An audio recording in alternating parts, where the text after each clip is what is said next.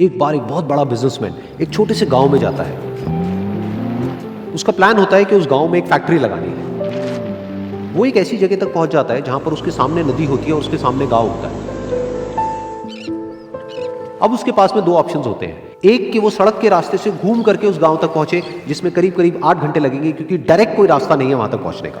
दूसरा कि सिर्फ 20 मिनट में एक नाव में बैठ करके उस नदी को पार करके उस गांव तक पहुंच जाए। तो अपना टाइम बचाने के लिए उसने उस नाव में बैठने का डिसीजन लिया।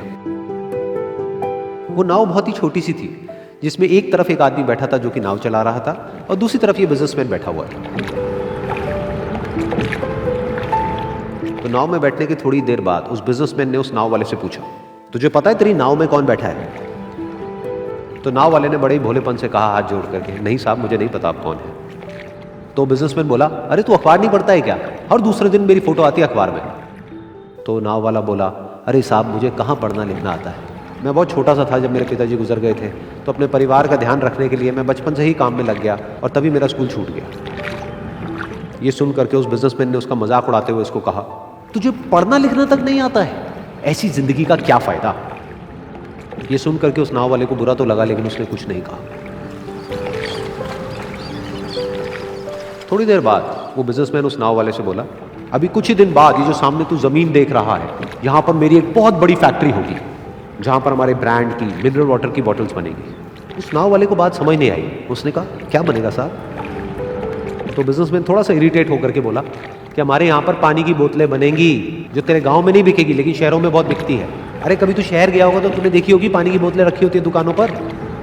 फिर वो नाव वाला बोला, अरे साहब, मुझे कैसे पता होगा, मैं तो कभी इस गाँव से बाहर गया ही नहीं।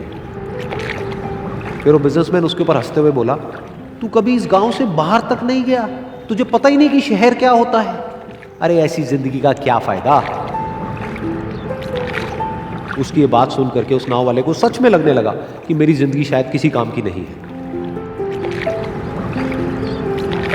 अपनी इस सोच की वजह से उसका नाव से ध्यान हटा और तभी नाव की टक्कर हो गई एक बड़े से पत्थर से, जिसकी वजह से नाव में पानी भरने लगा और नाव डूबने लगी। उस जगह पर पानी बहुत ही गहरा था और किनारा दूर था।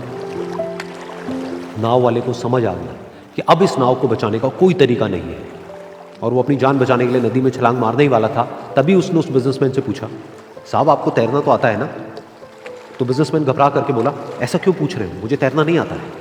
उसकी ये बात सुन करके नाव वाले को हंसी आ गई और वो बोला, अरे साहब, आपको तैरना तक नहीं आता, ऐसी जिंदगी का क्या फायदा?